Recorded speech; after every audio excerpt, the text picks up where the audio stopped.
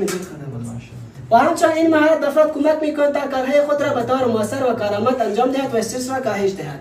دغه چهار همدارنګه دغه مهارت تاسو سره مرسته کولی شي تر څو وکولی شئ په ګټور ډول خپل کارونه ترسره کړئ او د هغې ترڅنګ خپل استرس لاندې راوړئ او د هغې ترڅنګ کم کړئ. صحیح ده؟ خب دوستان عزیز این تکنیک البته که مهارت زندگی بر شما کمک میکنند تا به طور مؤثر و کارآمد کسته وظایف و امور فعالیت‌های زندگیتان را انجام دهید و در کنار آن کسته استرس تان کسته کاهش دهید. اهمیت مدیریت زمان در زندگی هرچی خیلی چیز اهمیت بیشتر دارد نمیتوان در چند کلمه را خلاصه کرد اما میتوان به این شکل از آن نام افزایش بهره‌وری یا همچنین منفعت است. دومش کس کاهش استرس است و سومش هم کس بهبود توازن بین کار و زندگی است. تا بتوانیم بین کار و زندگی خود یک توازن نسبی قائل شویم که نشه که کل زندگی یا کل وقت زمان خود را به کار بدیم یا کل وقت زمان خود را به زندگی و چی بدیم توازن بین زندگی یعنی فقط کسی اینها کس یک توازن نسبی میتواند برای ما شما ایجاد کند.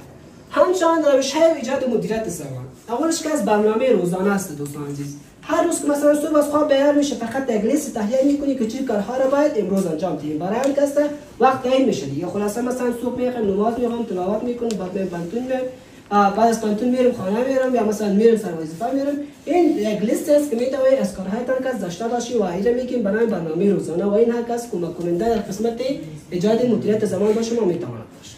دومش هم کس تکنیک پومودورو میگه. 25 دقیقه کار میکنیم و 5 دقیقه در کنار آن کس تفریح استراحت میکنیم و هر زمانی که بعد از 4 دوره یعنی 4 دوره جای 50 50 50 25 25 50 100 دقیقه بعد 100 دقیقه کس میگه شما با 30 و 15 دقیقه کس تفریح کنید. این کس میتواند در ایجاد مدیریت زمان کمک کنه.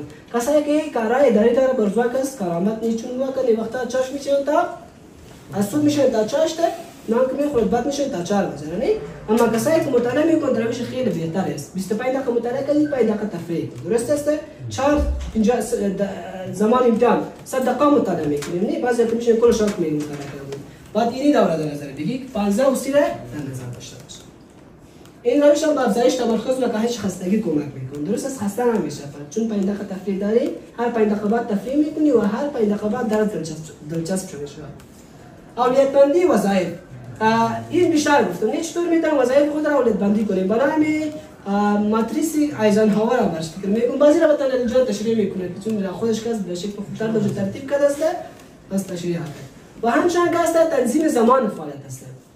همین بتوانیم فعالیت خود را کس برای یک زمان تنظیم کنیم وقت را تنظیم کنیم که در کدام زمان در کدام وقت این وظیفه باید انجام شود. خب تنظیم زمان فعالیت برای هر کار زمان مشخص تعیین کنید و سعی کنید در آن زمان کار را به پایان برسانید. برای هر کار برای هر فعالیت زمان مشخص تعیین کنید و قصد داشته باشید تعهد کنید که در همین زمان معین میتوانم این کار را انجام دهیم. درست است؟ یعنی زمان کار باید مناسب باشه که مثلا برای کار سخت کسته شما 5 دقیقه تعیین کنید این را کاملا نمیشه. زمان باید مناسب باشه. این کار کمک میکنه تا از وقت خود به خوبی استفاده کنید. استراحت های منظم این هم کس روش خوبتری است. مثلا در طول روز کس شما بتوانید استراحت های دوره‌ای داشته باشید که معروفش هم کس همو وقفی چاشت و وقفی دیگر.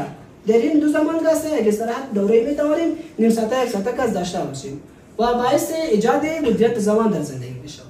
و همچنین تکنیک آخرش که ما در مورد صحبت خواهیم کرد آموزش مهارت های برنامه‌ریزی است که در برنامه‌ریزی میتوانیم از اهداف تقسیم وظایف و پیگیری پیشرفت نام برد که چطور اهداف تنظیم کنیم. بیشتر ادوار شدم این اهداف کس تعیین کننده مدیریت زمان است یا مثلا چطور وظایف تقسیم کنیم که انجامش صحبت میکنه و همچنین کس پیگیری پیشرفت است. بتوانید همین جریانی را که انتخاب کردید پیگیری کنید. درست است؟ سلامت باشید. تشکر. قسمتی که برای ما رسیده بود تا همینجا بود. سلامت باشید. وقتتان خوش. انشاءالله که خسته نشید. علی جان مهر بر شما کسته بقیه از برنامه را که کلمه است تشکر میکنم.